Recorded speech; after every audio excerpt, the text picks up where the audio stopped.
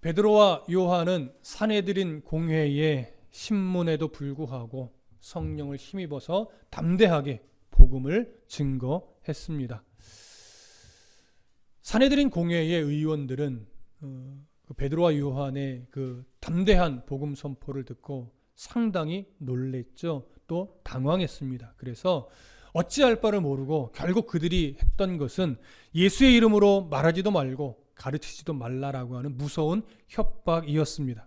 그러나 그 협박이 대단히 살기가 등등했고 아주 위협적인 것이었음에도 불구하고 이 두 사도는 너희들의 말을 듣는 것보다 하나님의 말씀을 듣는 것이 더 옳다라고 정확하게 답변을 했으며, 그래서 우리는 보고 들은 것을 말하지 않을 수 없다라고 당당하게 말했지요. 결국 이 산헤드린 공회는 어찌하지 못하고 더 강경하게 협박한 이후에 그들을 내보낼 수밖에 없었습니다. 산헤드린 공회에서 나오게 된 두 사도는 늘 함께 기도해주고 함께 모였던, 아마도 다락방으로 가서 동료를 만나기 위해서 그 다락방으로 간 것으로 보입니다. 먼저 우리 23절을 읽겠습니다. 3절 함께 읽겠습니다. 시작. 사도들이 노임에 그 동료에게 가서 제사장들과 장로들의 말을 다 알리니. 자, 두 사도가 공회에서 풀려나자마자 가장 먼저 간 곳은 바로 함께 기도하고 함께 복음을 위해 애썼던 동료들이 늘 모이던 곳이었습니다. 아마도 마가의 다락방이었겠지요. 자, 그곳에 가서 동료들을 만났다라고 성경이 표현을 합니다. 자, 아주 독특한 표현이에요. 동료를 만났대요. 성도들을 만났다, 지체를 만났다 이렇게 표현하지 않고 동료를 만났다라고 표현하는데, 이 동료로 번역된 헬라어 단어는요 아주 독특한 뜻을 갖고 있는데, 그것이 뭐냐면 가족은 아니지만 가족 이상의 관계를 맺고 있는 사람들에게 적용해서 사용하는 단어입니다. 그렇다면 현재 사도들과 성도들, 또한 사도들과 사도들, 또한 성도들과 성도들은 믿음 안에서 정말로 가족 이상의 관계, 믿음의 영적 공동체를 이루고 있음을 우리는 알 수 있는 거죠. 그러나 이 상황을 생각하면 이들이 이러한 동료가 됐다는 것은 사실 사뭇 놀랄 수밖에 없어요. 왜냐하면 이미 그들을 이끌었던 예수님은 십자가에서 죽었습니다. 그리고 여전히 살기 등등하게 기독교인들에 대한 어떤 핍박이나 왜곡된 눈초리는 아직도 여전합니다. 그렇다면 얼마든지 이 모임은 와해될 수 있었고 이렇게 한 마음으로 모이기 어려운 상황이죠. 그럼에도 불구하고 성령이 강림하여 성도들의 마음을 뜨겁게 이끌어가고 복음이 땅에 버려지거나 복음이 가로막히지 않고 여전히 복음으로 인해서 예수 믿는 사람들이 늘어나는 이 속에서 사도들은, 또 성도들은 같이 하나님을 바라보며 한 동료, 가족 이상의 영적 공동체를 이루고 있었다라고 하는 사실이죠. 복음을 막을 수 있는 세력, 복음을 막을 수 있는 상황은 그 어디에도 어떤 곳에도 없음을 우리는 이 장면을 통해서도 확인을 할 수 있는 겁니다. 여러분, 우리가 이 사도들이 사용했던 이 동료라는 표현을 조금 깊이 생각해 볼 필요가 있습니다. 왜냐하면 오늘날도 역시 믿음의 공동체를 이룬 저와 여러분들, 또 여러분과 여러분들의 관계는 이러한 관계를 이루고 있고, 또한 더 긴밀하게 이런 동료의 관계가 이루어져야 되기 때문에 그렇습니다. 그렇다면 어떻게 해야 이런 믿음의 동료, 영적인 지체, 믿음의 공동체를 이룰 수 있을까요?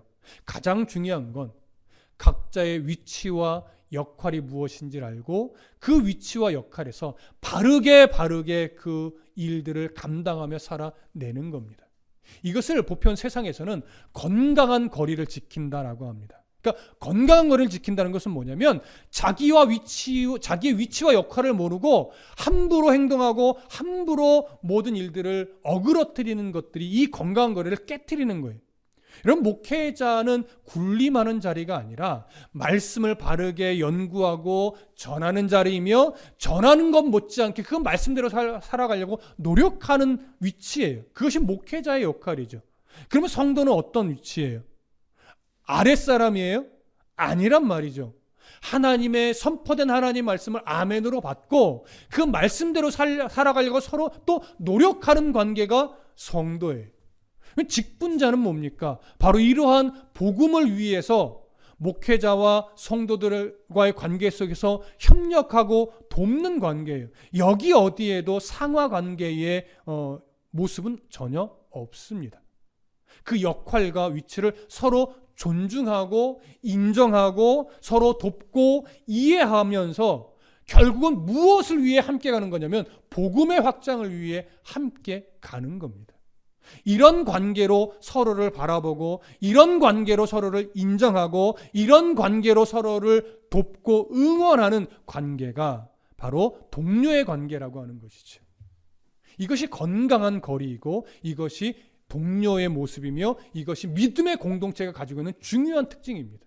그래서 절대 목회자의 자리는 군림하는 자리도 아니고 성도나 직분자의 자리는 기득권을 고수하는 그런 자리가 절대 아니라는 것 우리 꼭 기억하셔서 정말로 믿음의 공동체, 동료의 관계, 영적 가족 이런 관계를 이때 초대교회의 모습처럼 이제 우리도 지금처럼 세워가고 앞으로 더 온전하고 건강한 믿음의 공동체요 동료의 관계를 만들어갈 수 있기를 간절히 축복합니다. 자, 이렇게 이러한 동료들을 만난 두 사도는 사내들인 공회에서 공회원들이 무슨 말로 협박하며 무슨 말로 경고했는지 다 전합니다. 여러분 아시다시피 사내들인 공회는 정말로 이스라엘 최고의 권력기관이었습니다. 생사 여탈권까지 가지고 있었고 사내들인 공회의 선자들은 그 어느 누구도 입도 함부로 열지 못했고 두려움에 떨 수밖에 없는 그러한 권력이었습니다. 그렇다면 지금 사내들인 공회의 위협과 협박을 들은 이 지체들, 동료들, 성도들은요 그 말을 듣고 이렇게 반응하는 것이 정상적이에요. 두렵고 떨리는 마음으로. 그렇다면 이제 앞으로 이들의 위협과 이들의 핍박이 더 거세질 텐데 이제 우리는 어떻게 하는 것이 좋을까라고 하면서 조금 염려하듯 조금 두려워하며 이들이 상의하고 논의하는 모습이 나타나는 것이 어떻게 보면 정상적인 반응일 겁니다. 그런데 놀라운 것은 이후의 내용을 보면 이 성도들이 그 말을 듣고 전혀 위축됨 없이 오히려 하나님 앞에 감사함으로 기도하기를 시작했다라고 하는 거예요. 그 내용을 볼까요? 24절입니다. 함께 읽겠습니다. 시작. 그들이 듣고 한 마음으로 하나님께 소리를 높여 이르되 대주제여 천지와 바다와 그 가운데 만물을 지으신 이시요. 자, 여기 보면 이제 사도들과 성도들 다락방에 모인 전체 성도들은 아니겠죠. 일부의 무리가 다락방에 모여서 이 두 사도의 말을 듣고 이제 기도를 하는데 성경은 이렇게 표현해요. 그들이 듣고 한 마음으로 하나님께 소리를 높여 기도했다라고 이야기를 합니다. 자, 한 마음으로 소리를 높여 기도했다라고 하는 표현을 통해 볼 때 어쩌면 우리는 한 목소리로 합심해서 함께 통성으로 기도했구나 이렇게 생각을 하게 돼요. 그럴 수 있습니다. 당연히. 그런데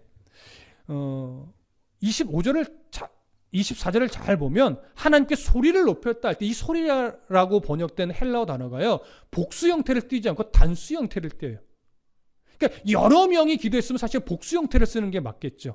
근데 단수 형태를 띠고 있고 유대인들의 기도 습관에 보면요. 어떤 기도를 주로 많이 했냐면 합심해서 함께 소리를 높이는 기도보다는 대표자 한 사람이 정해진 기도를 드리면 이 회중들은 아멘으로 함께 화답하면서 그 기도에 내가 동의합니다. 이렇게 화답하면서 함께 기도하는 기도 습관들이 유대 문화 속에 있었어요. 그리고 또 기도 내용을 지금 다 기록을 하고 있죠. 누가가. 합심해서 기도했다면 기도 내용을 하나로 정리해서 기록하기가 좀 어려웠을 겁니다. 근데 기도 내용까지도 지금 기록하고 있는 것으로 보아 아마도 이 기도는 대표로 한 사람이 이 상황을 놓고 하나님께 기도했고 그 기도 내용에 모인 무리가 아멘으로 화답하며 동의하여 한 마음으로 하나님께 올려드린 기도로 보는 것이 오히려 더 옳다라고 여겨집니다. 그래서 이 기도 내용은 그 다락방에 모인 모든 무리의 동일한 마음이 담겨 있는 기도라고 봐도 전혀 무방할 겁니다. 자, 그러면 이들이 같은 마음으로 기도한 내용이 어떤 내용인가? 이렇게 시작을 하죠. 대주제여. 대주제여라고 하는 헬라어 단어는요, 절대적인 주권을 가진 통치자를 의미하는 단어예요. 절대적인 주권. 그러면 이 성도들이 기도한 대주제의 대상은 세상의 권세를 가진 자들일까요? 우주 만물의 통치를 가지고 계신 하나님일까요? 당연히 하나님입니다. 왜 그러면 이 단어를 썼는가? 지금 로마 황제나 또 사내들인 공회가 실제적 세상 권세를 가지고 기독교를 위협하고 두 사도를 위협하며 마치 복음을 방해하려는 듯 외치고 있고 권세를 부리고 있지만, 두 사도의 눈에 또 성도들의 눈에는 그들의 권세가 절대적인 권세가 아니라 오히려 복음을 위해 그들을 이끌어 가고 계시는 우주 만물의 통치자 하나님이 절대적인 통치자여 주권자라는 사실을 먼저 선언하는 거예요. 그러니까 이들은 지금 사내들인 공회의 권세 때문에 떠는 것이 아니라 우주 만물의 통치자이신 하나님을 바라보며 오히려 불안해하지 않고 감사함으로 기도할 수 있는 힘이 생기는 거죠. 그래서 사내들인의 그 제한적인 권세와 비교해서 우리가 믿는 하나님의 절대적인 주권을 먼저 높이며 기도를 시작하는 겁니다. 그리고 그 대주제여라고 기도하면서 그 대주제이신 하나님의 권세를 어느 것으로 이끌어가냐면 창조주로서의 모습으로 연결합니다. 그래서 어떻게 말해요?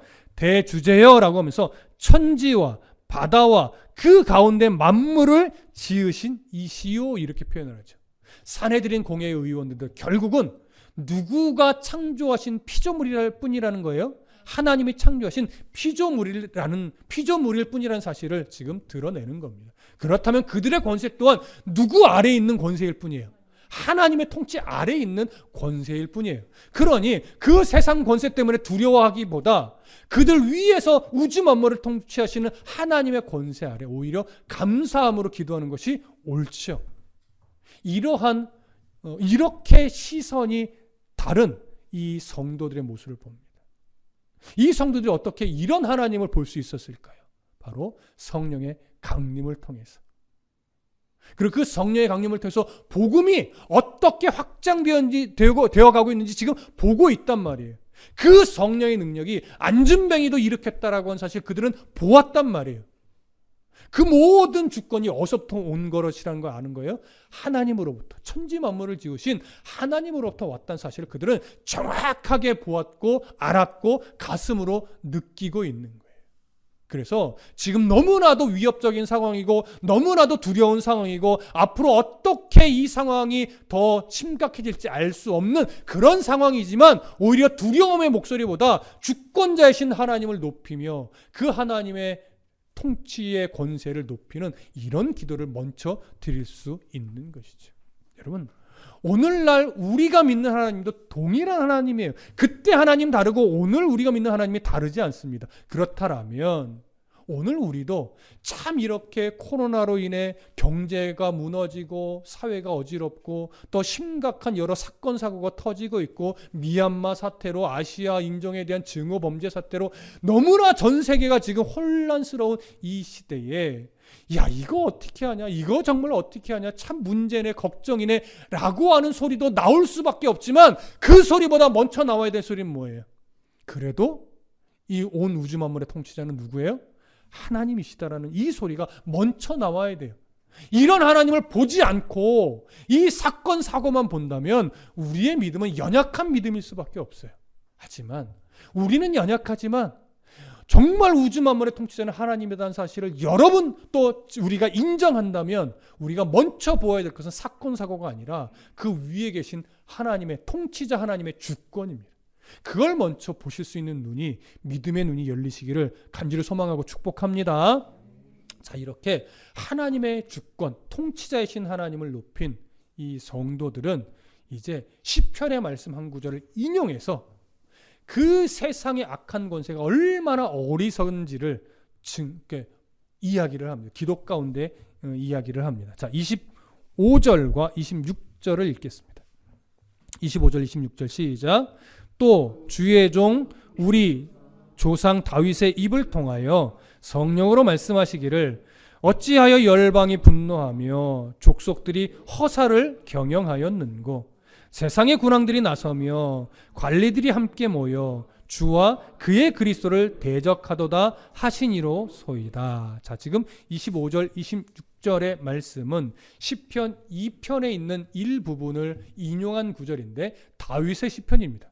본래 이 시편은 어떤 의미로 쓰여진 시편이냐면 하나님께서 지명하여 세우신 한 왕이 그 세상의 강력한 이방 나라의 권세들로 인해 어려움을 겪고 힘겨운 상황에 놓일 수 있지만 끝내 하나님이 지목한 왕을 세상의 왕으로 권세 있게 세울 것이다 라고 하는 것을 바라보게 하는 제왕시예요, 본래는. 근데 이것이 이제 신학적으로 조명이 되면서 결국 이 시편은 누구를 바라보게 하는 시로 보냐면 메시아의 등극을 바라보게 만드는 메시아 예언시라고 또 신학적으로도 적용을 하고 있는 그러한 시편의 내용입니다. 따라서 사단의 세력은 구약시대에도 신약시대에도 여전히 역사 속에서 하나님의 구원 사역을 방해해왔고 방해하려고 노력해왔지만 결국 메시아 탄생도 막아내지 못했고 예수님의 구원 사역도 막지 못했고 이 구원의 완성을 위해 끌어가고 있는 하나님의 역사 또한 앞으로도 방해할 수 없으며 성공할 수도 없다라고 하는 그 사실을 이 시편은 정확하게 보여주고 있는 겁니다. 그래서 시편에 기록된 그 부분 25절에 보면 어찌하여 열방이 분노하며 족속들이 허사를 경영하여 있는 거 이렇게 이야기를 하잖아요. 여기서 말하는 열방은 이방의 족속들, 이방의 나라들을 말합니다. 특히 오늘 이 성도들이 이 기도를 드리고 있는 그 당시로 들어가 보면 로마의 공권력을 의미하는 거예요. 당시 세상의 권세를 쥐고 있다라고 하는 로마의 공권력. 그리고 족속들이라고 하는 것은 예수님을 십자가에 못 박으라고 외쳤던 이스라엘 백성들을 의미하는데 그 중에서도 특히 사내들인의 그 권세, 자기들의 권세로 예수님을 죽이려 했던 그 사내들의 권세를 의미하는 거예요. 그러한 예수님을 십자가에 못 박아 죽이는데 앞장섰던 로마의 공권력이나 사내들의 권세는 실제로는 뭐냐면 허사를 경영하는 것과 동일하다. 이것을 지금 시편을 통해서 성도들이 이야기를 하는 거예요. 동일한 맥락하에서 26절도 세상의 군왕들이 나서며 관리들이 함께 모여 주와 그리스도를 대적하도다라고 말하고 있는데 여기서 말하는 세상의 군왕들은 조금 더 구체적인 표현이에요. 결국 27절에서 헤롯과 본디오 빌라도를 언급하고 있는데 이 세상의 군왕들은 결국 로마 권세 아래서 여러 지역의 나라의 통치자로 세움받아서 권세를 휘두르고 있는 자를 말하는데 결국은 유대의 분봉왕으로 세움받았던 헤롯 안티바하고 총독으로 세워졌던 본디오 빌라도를 지금 더 집중해서 말하는 겁니다. 왜냐하면 이들이 예수를 십자가 못 박아 죽이는 일에 더 앞장섰던 자들이기 때문에. 그리고 또한 관리들이라는 표현도 사내들인의 의원들을 말하는 거예요. 유대 지도자라고 하는 자들, 바로 예수를 십자가 못 박는 일에 앞장섰던 자들, 그들이 함께 모여서 이런 짓을 벌였는데 결국 그것은 뭐냐면 주와 그리스도, 누구예요? 하나님과 예수 그리스도를 대적하는 행위였다라고 하는 거예요. 그들은 뭐 하나님의 이름을 망령되게 일컫는다, 뭐 이단이다 이런 식으로 누명을 씌우려고 했지만 결국 그들의 권세로 휘두른 그 횡포는 하나님을 대적하는 짓이었고 하나님이 보내신 메시아 예수 그리스도를 대적하는 짓이었다. 이것을 시편의 말씀을 통해서 지금 적용하여 기도한 거예요. 자, 이렇게 결국 하나님을 대적하는 그 권세는 절대적인 통치자, 주권자이신 하나님의 통치 아래서 허사를 경영하는 어리석은 권세일 뿐임을 드러낸 다음에 이제 27절, 28절에서 정말 하고 싶은 얘기를 합니다. 하고 싶은 기도. 27절, 28절 함께 읽겠습니다. 시작. 과연 헤롯과 본디오 빌라도는 이방인과 이스라엘 백성과 합세하여 하나님께서 기름 부으신 거룩한 종 예수를 거슬러 하나님의 권능과 뜻대로 이루려고 예정하신 그것을 행하려고 이 성에 모였나이다. 헤롯 안티바, 유대 총독이었던, 그 다음에 유대 분봉왕이었던, 또 총독이었던 본디오 빌라도, 이들의 권세를 또 이용해서 유대 지도자들이 예수님을 거슬렀습니다. 거슬렀다라고 하는 것은 십자가에 못 박아 죽게 만들려고 음모를 꾸몄다라고 하는 거예요. 그들은 분명히 자기들의 권세를 휘둘러서 예수를 십자가에 못 박아 죽이는 일에 성공을 했습니다. 아니요, 성공한 것처럼 보였습니다. 하지만 그러한 모습은 결국 무엇이었냐면 28절에서 증언하듯이 하나님의 권능과 뜻대로 이루려고 예정하신 그것을 행하려고 하는 것밖에 되지 않았다는 얘기예요. 다시 말하면 그들은 자신들의 권세로 예수를 못 박아 죽이는 일에 성공했다라고 말할지 몰라도 그것은 그들의 권세가 성공한 것이 아니라 하나님이 그들의 그 어리석은 권세를 도구로 사용하셔서 인류를 구원하는 희생 제물로 죽게 하고자 예수의 생명을 그들의 권세에 내어준 것이란 얘기예요.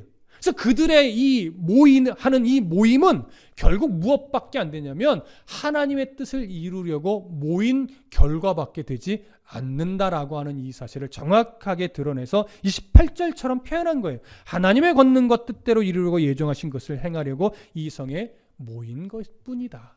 그러니 그 헤롯, 본디오 빌라도, 사내들은 공회 의원들, 유대 종교 지도자들 이들이 함께 모여 음모를 꾸며 예수님을 십자가에 못 박은 것은 결국 25절에서 말하고 있는 허사를 경영한 것밖에 되지 않는다.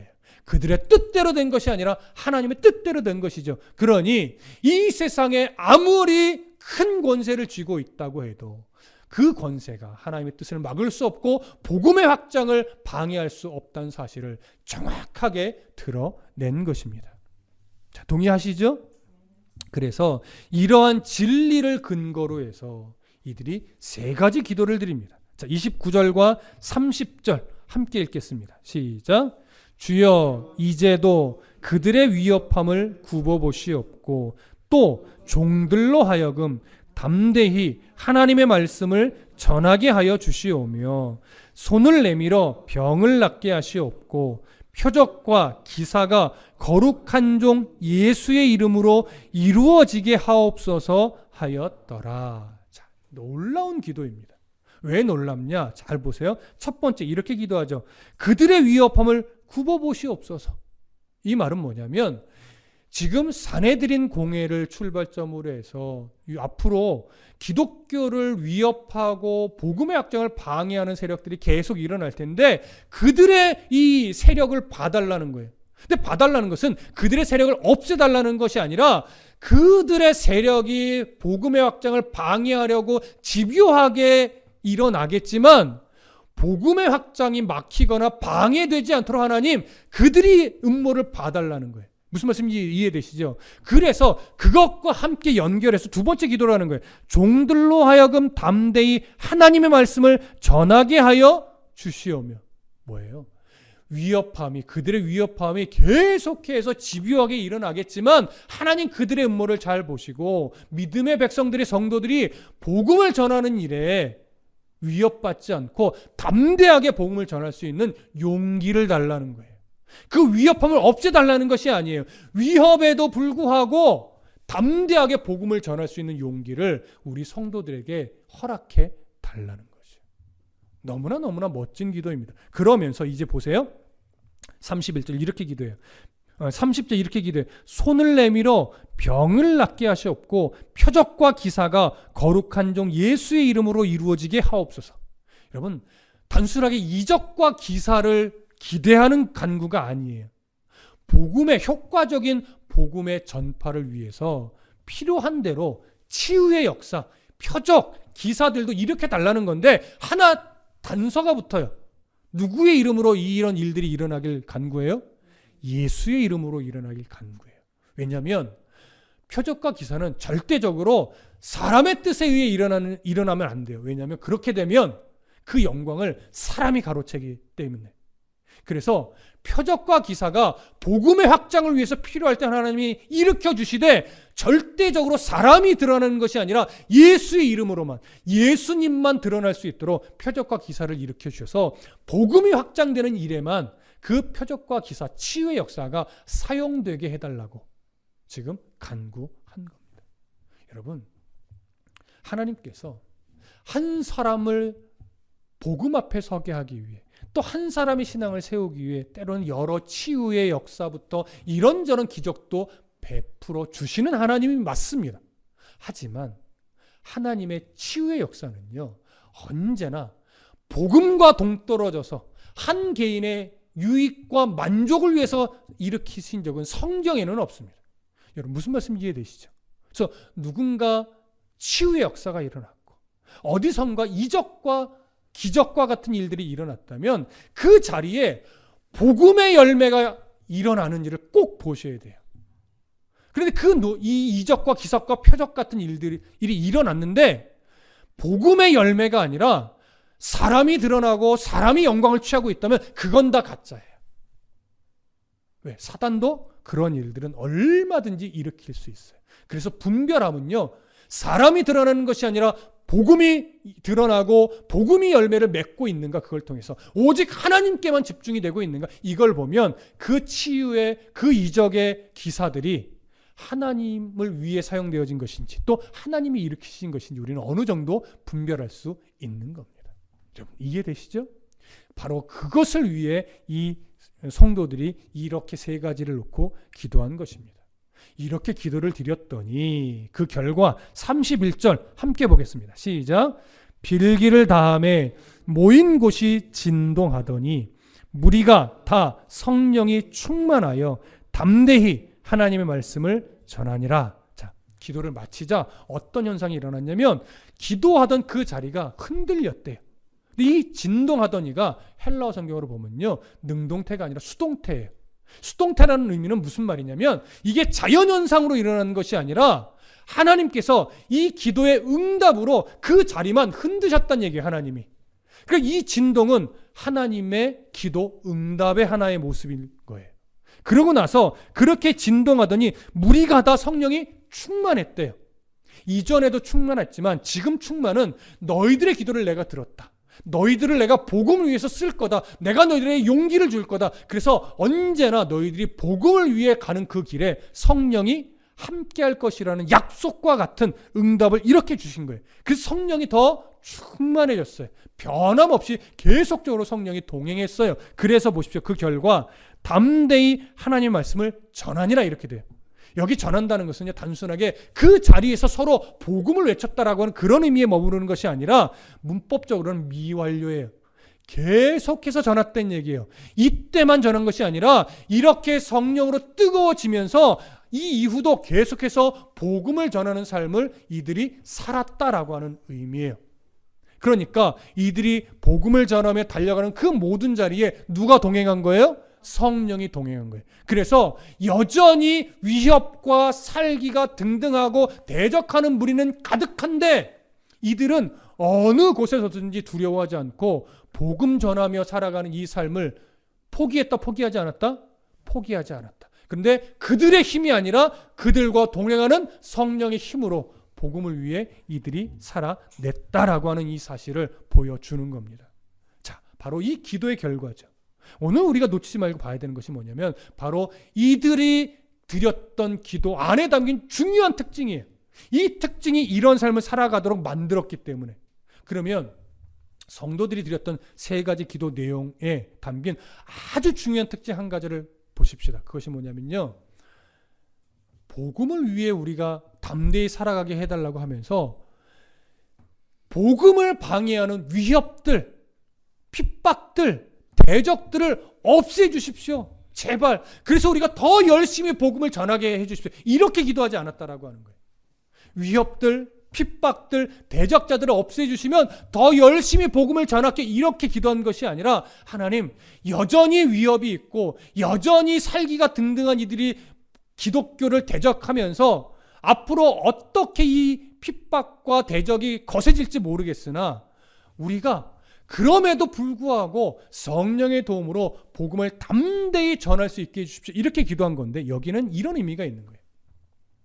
위협자가, 대적자가 없어져야 복음이 효과적으로 전달된다, 이렇게 바라본 것이 아니고 온 세상의 주권자가 하나님이시니까 하나님의 통치 아래서 살아가는 성도들이 성령의 도우심을 따라 복음을 위해 우리가 살아간다면, 승리자이신 하나님의 그 역사를 바라보며 구약 시대부터 다윗의 입을 통해서 말씀해 주신 그 하나님의 통치 아래서 우리가 복음을 위해 살아간다면 어떤 위협도, 어떤 대적자도 문제가 된다 안 된다? 문제가 안 된다. 이걸 안 거예요. 여러분, 이 두 가지 시선은요, 별것 아닌 것 같이 한 끗처럼 보이지만, 한 끗 차이처럼 보이지만 엄청나게 큰 거예요, 여러분. 여러분, 우리들이 보편적으로 신앙생활할 때요, 자꾸 어떤 시선으로 끌려가냐면, 하나님, 난 주님을 위해서 살고 싶어요. 그러니까 이 문제도 해결해 주시고, 이런 장애물 없애주시고, 저런 넘지 못할 산은 다 평지처럼 갈아엎어 주시고, 우린 이렇게 기도할 때가 많아요. 왜? 그래야 우리가 편하니까. 그런데 그런 연약하고 어린 신앙이 말씀 안에서 깨어지고 부서지면서 대주제, 주권자이신 하나님의 통치를 온전하게 바라보게 되면요, 세상의 권세자가 이 세상을 움직이는 것이 아니라 결국은 우주 만물의 창조자이신 그 하나님의 통치 가운데 이 세상의 역사가 흘러가는 것임을 확인하고 나서, 하나님, 나의 삶을 힘겹게 하는 일이 여전히 있지만 이제는 문제될 것이 없음을 인정합니다. 왜냐하면 나의 아버지가, 나를 통치하시는 분이 바로 우주 만물을 창조하신 하나님인 걸 내가 이제 알았습니다. 그 하나님의 통치 아래서 내가 믿음의 자녀로서 오늘 복음을 들고 살아가는데, 이런 위협 좀 여전히 있으면 어떻겠습니까? 이런 어려움 좀 여전히 있으면 어떻겠습니까? 나를 불편하게 하는 요소가 주변에 아무리 많은들 뭐가 문제가 되겠습니까? 그것 때문에 불편할진 몰라도, 그것 때문에 좀 힘겨울진 몰라도, 세상 말로 좀 내 인생이 좀 빡셀지는 몰라도 여전히 주님이 내 편에 서 계시고, 여전히 성령이 나와 함께 계시고, 여전히 내가 주님을 위해 오늘 방향성을 놓치지 않고 살아간다면, 나는 오늘도 불편한 이 길, 참 빡빡한 이 삶, 나는 주님과 함께 살아가겠습니다. 그거 문제 안 됩니다. 이렇게 여기는 거죠. 이것이 지금 이 당시 성도들의 고백이었어요. 여러분, 이 믿음의 고백, 대주제신 하나님을 보는 믿음의 윤이 열렸느냐 안 열렸느냐의 차이예요. 여러분, 오늘 다시 한번 신앙의 여정들을 돌아보시고, 오늘 이 사도들의, 성도들의 고백을 통해서 진짜 이 세상의 주권자가 누구인지 다시 한번 분별해서 바라보십시오. 그래서 고민하는 중에, 그래, 아무리 이 세상 권세가 이 세상을 어지럽게 만든다 할지라도 이 세상의 주권자는 우리 하나님이라는 사실을 인정한다면, 여러분, 하나님 이 문제 없애주시고, 저 문제 없애주시고, 이거 없애주시고, 이거 깎아주시고, 이게 해결해주시고, 이런 기도는 이제 잠시 뒤로 미루고, 하나님, 여전히 걱정거리 많고, 여전히 문제도 많고 두려운 것도 많지만 이제는 그거 내가 문제 삼지 않겠습니다. 그럼에도 불구하고 주님과 동행하는 삶을 내가 오늘 살아내겠습니다. 이런 결심과 결단, 이런 각오가 믿음 안에 일어나기를 소망합니다. 여러분, 이미 세상을 그래도 어느 정도 살아가신 어른 성도분들은 이 말의 의미를 가슴으로 이제 느끼실 거예요. 그러나 이제 자라나는 우리 청소년들, 또 청년들은 이제 막 알기 시작하는 때겠죠. 여러분, 청소년 때면 청소년 때에 해당하는 문제들이 있어요. 나의 가슴을 막 집요하게 파고 정말 답답하게 만들고, 어떻게 가야 되지, 어떻게 살아야 되지, 이런 청소년 시절의 어려움, 또 청년 시절의 어려움들은 늘 있습니다. 그렇다면 청소년 때도 뭘 봐야 돼요? 날 사랑하시는 하나님, 이런 어려움이 내 인생을 흔들지 못해, 이런 담대함을 얻어야 되고, 청년 때 또 청년에 맞게 그런 문제들이 많지만 여전히 내 삶은 하나님 손에 붙들릴 때 진짜 온전한 삶을 살아갈 수 있어. 이걸 발견해야 되고, 이제 어른 장년들은 뭐예요? 인생을 돌아보면, 그렇지, 결국은 사람에 의해 인생이 좌지우지 되는 것이 아니라 하나님 손에 달린 거더라. 내가 지금까지 살아보니 결국 내 인생을 끌고 오신 분은 내 노력, 내 열심이 아니라 날 사랑하신 하나님이셨더라. 이걸 다시 한번 기억해내고, 이제는 더 하나님 바라보며 상황과 형편에 매이지 않고 내가 더 하나님 편에 서서 하나님이 기뻐하는 삶을 살아내기 위해 오늘도 감사함으로 의연하게 한 걸음씩 걸어내는 그런 어른 성도가 되셔야 할 겁니다. 오늘 우리에게 이 본문은 그러한 교훈을 주고 그러한 결심을 하게 하는 겁니다. 그래서 여러분, 우리는 모두 동료입니다. 그리고 우리는 모두 주권자이신 하나님의 통치 아래서 살아가는 겁니다. 그래서 우리의 삶은, 우리의 말과 행실, 우리의 모든 것은 다 복음을 드러내는데 합당하게 쓰여져야 됩니다.